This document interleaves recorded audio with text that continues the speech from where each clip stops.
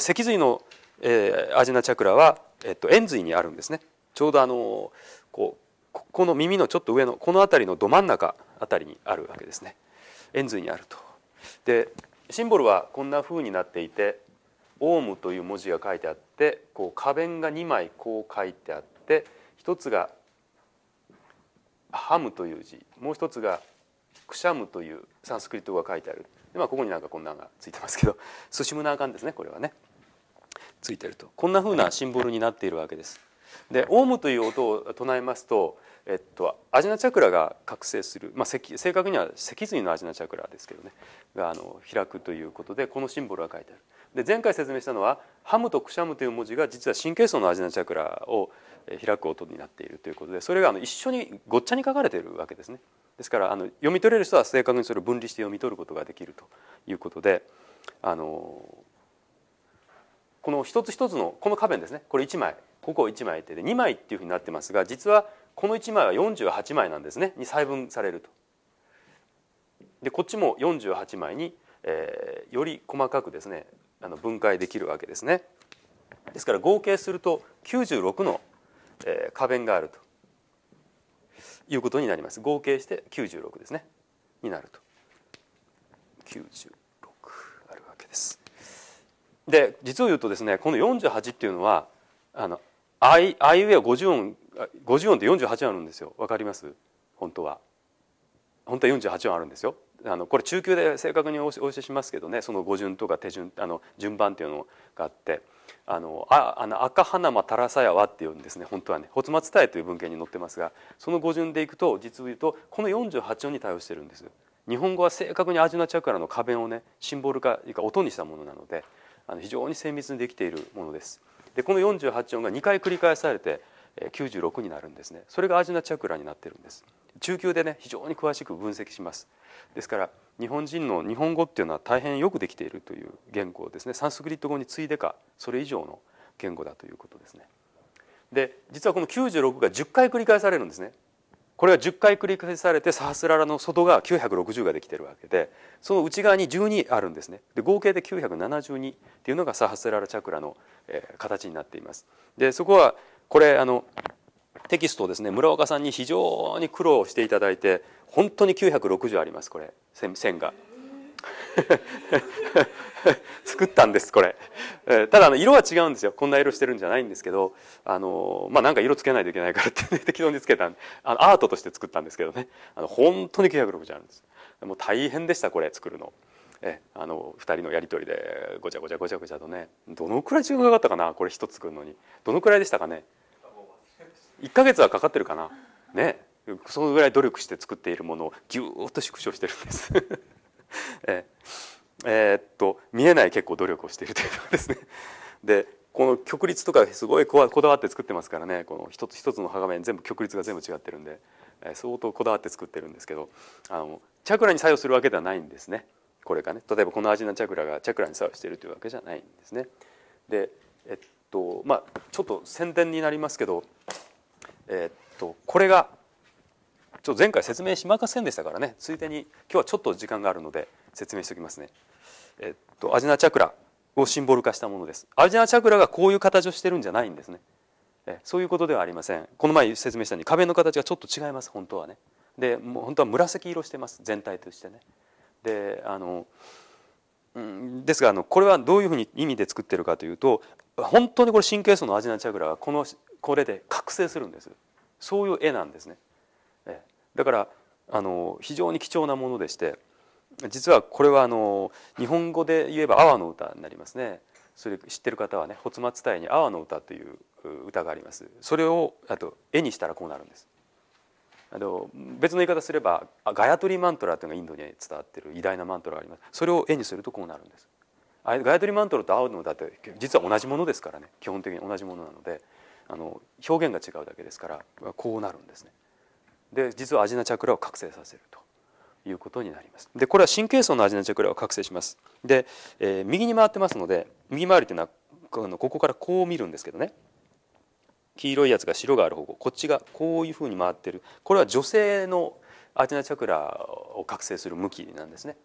アジナチャクラの放出っていう方向の向きになっているので、女性がこれをご覧になるか手に触れると休み時間にですねこれ置いときますので、これ触れてみてください。こうやって脳下垂体に意識を集めてこうやって触れてください。そしたらここへバーッと振動します。でそういうふうに作ってあるわけですね。で男性はこれがちょうど逆になります。こっち向きになって左回転ですね。こう回る。でこれは男性がこちらの方に触れると脳下垂体が振動してバーッと開く感じがありますから、女性がこっちに触れたらねアジナチャクラの吸収になるんですね。わかりますね。で男性はこっちに触れると吸収になるっていうんで、どっちでもいいんですけど、通常は放出が先で吸収を後にするのが普通ですのでね、基本的には放出の方をかけておくっていう方がいいと思います。でこれは神経層のアジナチャクラ。これ大変優れたものでね、実を言うと体表の7つのチャクラ全部開くんですね。この絵は神経層のアジナチャクラを開いて、なおかつ体表のムラダーからサハスラーの7つのチャクラは全て同時に開くというものすごいものなんですね。なぜそんなことが起こるかというと、ガヤトリーマントラとアーの歌がそういうマントラだからなんです。それをシンボルと絵にしただけなので、そういう効果があるんですね。ですから絵画というのはね、セザンヌであろうがモネであろうがレオナルド・ダ・ヴィンチの絵であろうがチャクラ開く絵なんてないんです。チャクラは開きません。どんな名人が描いた絵でもね、巨匠が描いた絵でもチャクラを開く絵っていうのは存在しないわけで、存在しないって言ったら語弊があるけど、あっても奇跡的な確率で何百枚何千枚1枚ポッと偶然であるんですね。ところがこれは7つのチャクラ同時に開く。体表はだけでね。で神経層を開くんです。神経層の方のチャクラとか脊髄のチャクラ開くようなアートなんかありませんからね。これ多分世界初のものなんですけど、どうしてこれができたのかというと、ガヤトリーマントラとかアーの歌というやつを科学的に分析して絵にしたからできたということなんですね。だから非常に貴重なものです。本当はね、効果が分かっている人はね、これはとんでもない絵画だということが分かってるんですけどね、いろんな使い方があります。例えば水をこういうふうにして、水をこうのせるとかね、これで、30秒とか、長く置いた方がいいんですけど、5分ぐらい置いといていただいて、この水を飲むと7つの体表のチャクラと脊髄の神経層のアジナチャクラがバーッと全部開きますね。そういう水に変わるということで、そういう使い方もあります。いろんな使い方があるので、自分でそれぞれ、やってみたらいいんですけどね、こうしばらく置いてると水がね変質してくるんですよ。ブワーッと光り始めるというか、そういう類のものですね。もちろん女性は女性向きで飲んでもらわないと、これ今の女性向きですから、男性が飲むと吸収のものになってしまいます。男女でね違ってますからね、そういうふうにできている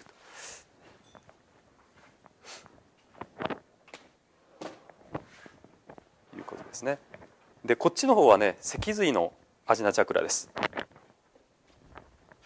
脊髄のアジナチャクラを覚醒させるようなになっている絵なんですね。でさっきと同じように、ここからこう回ってるわけですが、こっちが右回転なので女性の脊髄のアジナチャクラを放出させるようなシンボルになっているわけです。でもちろん男性が触れると脊髄の吸収ということ、アジナの吸収になる。こっちが男性用ですね。男性の放出、こういうふうに回っているということですね。女性が触れると吸収になるということです。でだからこちらにですね触れていただくと、休み時間にねやるとこのちょうどこの両耳のね中間のねあたりのところに振動がきます。強烈な振動が来て、そこから何かがバーッと開く感じがあるんですね。やってみてください。で本当だっていうのが分かります。本当こういうの作るのが難しいんですよね。これはだからもう奇跡的な作品で、多分次作れって言われたらできないと思ってるのでそれだけ貴重なものだということですね。で価値が分かる人は値段は安いと思ってるはずです。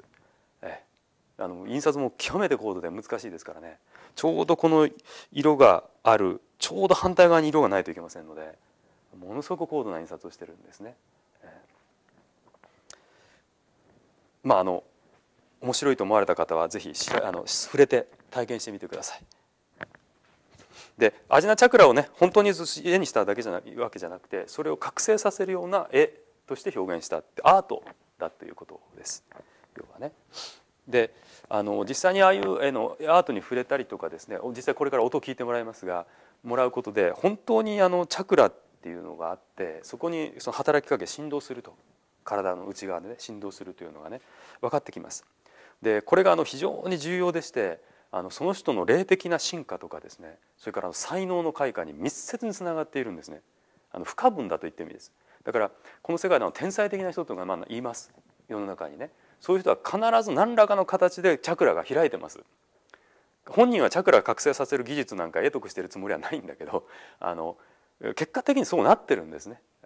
人生の中でそういう術を得得しているというべきかもしれませんね。ですから